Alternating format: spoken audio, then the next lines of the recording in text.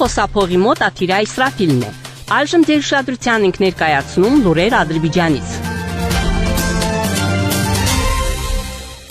Վիետնամի Սոցիալիստական Հանրապետության Կոմունիստական կուսակցության կենտրոնական կոմիտեի գլխավոր քարտուղար Տո Լամի այցը մեծ նշանակություն ունի վիետնամ-ադրբեջանական հարաբերությունների զարգացման համար։ Այս մասին հայտարարել է Իլհամ Ալիևը Տո Լամի հետ մամուլի համար տված հայտարարության մեջ։ Վստահ եմ, որ այցի արդյունքները հաջող կլինեն եւ ձեռք բերված պայմանավորվածությունները կվերածվեն կոնկրետ նախագծերի, նշել է պետության ղեկավարը։ Պետության ղեկավարը նաև նշել է, որ ադրբեջանական կողմը պատրաստ է ներդրումներ կատարել Վիետնամում վերականգնող էներգիայի ոլորտում։ Նախագահ Իլհամ Ալիևը ընդգծել է, որ երկու երկրների համատեղ գործունեությունը միջազգային կազմակերպություններում նույնպես գոհունակություն է պատճառում։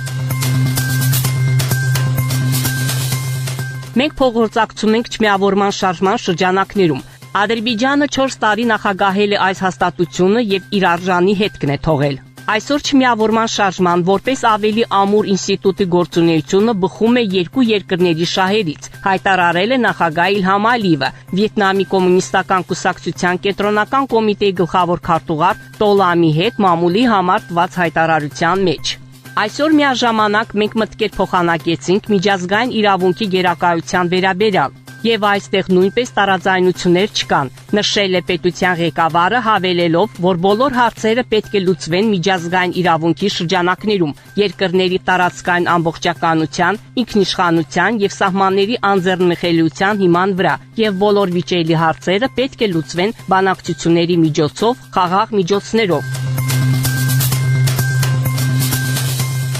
Մեր երկրների միջև հարաբերությունները շարունակաբար ամրապնդվել են երկու երկրների ղեկավարների եւ ժողովուրդների կողմից։ Այս մասին Ադրբեջանի նախագահ Իլհամ Ալիևի հետ մամուլի համար արված հայտարարության մեջ ասել է Վիետնամի կոմունիստական կուսակցության կենտրոնական կոմիտեի գլխավոր քարտուղար Տո Լամը։ Մենք լավ արդյունքների ենք հասել տարբեր ոլորտներում, ինչպիսիք են քաղաքականությունը, դիվանագիտությունը, էներգետիկան, պաշտպանությունը, առևտուրը եւ այլն։ Այս հիմքի վրա մենք արդեն ընդունել ենք համատեղ հայտարարություն ռազմավարական գործընկերության հաստատման վերաբերյալ, եւ սա բացում է նոր ժամանակաշրջան, նոր էջ մեր երկրների միջև հարաբերությունների պատմության մեջ։ Վստահ եմ, որ մոտ ապագայում մենք կկարողանանք խորացնել եւ ընդլայնել երկկողմ հարաբերությունները։ Մենք կօգտվենք միմյանց առավելություններից զարգանալու համար, նշել է գլխավոր քարտուղարը։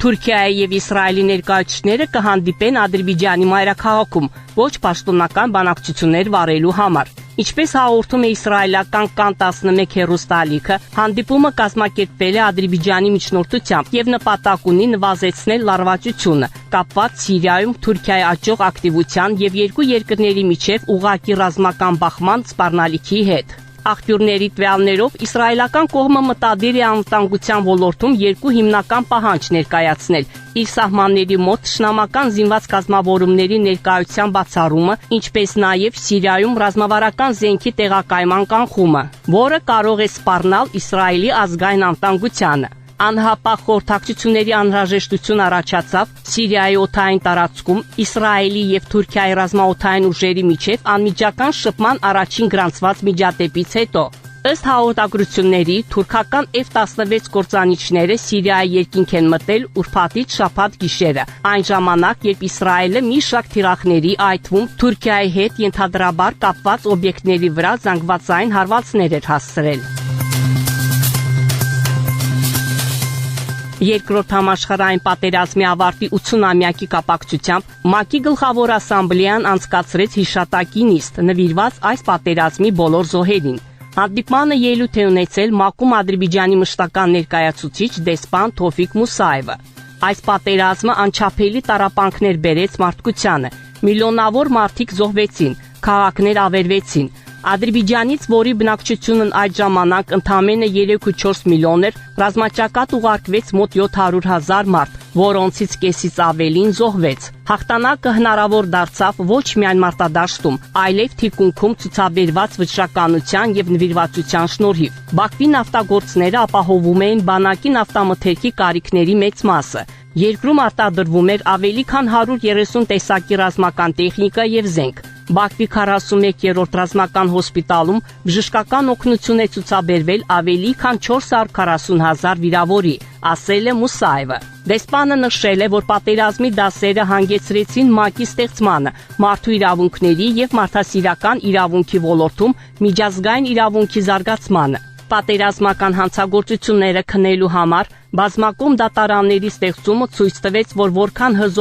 տվեց, թե որքան հզոր կարող է լինել արդարադատության ազդեցությունը, երբ այն հենվում է քաղաքական կամքի վրա։ Դուք Բաքվից լսեցիք Ադրբեջանի ձայնը միջազգային ռադիոկայանի հայկական ծառայության վերջին լուրերը։ Մեր ունկնդիրներին հիշեցնում ենք, որ դուք հնարավորություն ունեք ձեր հարցերն ու առաջարկություններն ուղարկել մեր էլեկտրոնային փոստարկղ azradio@arm.mail.ru։ Մեկ անգամ եւս կրկնում ենք մեր հասցեն azradio@arm.mail.ru։ Սպասում ենք ձեր նամակների։